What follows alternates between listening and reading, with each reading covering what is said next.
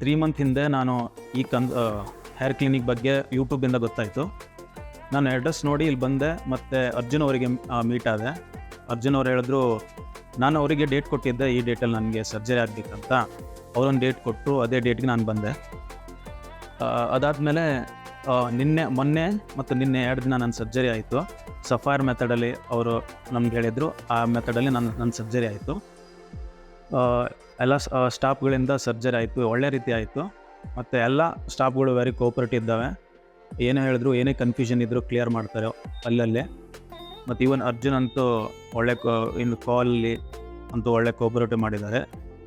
ಮತ್ತು ಇವತ್ತು ನಿನ್ನೆ ಈವ್ನಿಂಗ್ ಆಗಿದೆ ಸರ್ಜರಿ. ಇವತ್ತು ನಾನು ಮೆಡಿಷನ್ಗೋಸ್ಕರ ಬಂದಿದೆ. ಇಲ್ಲಿ ತನಕ ಏನಾಗಿದೆ ಎಲ್ಲ ಒಳ್ಳೆ ರೀತಿ ಆಗಿದೆ. Thank you.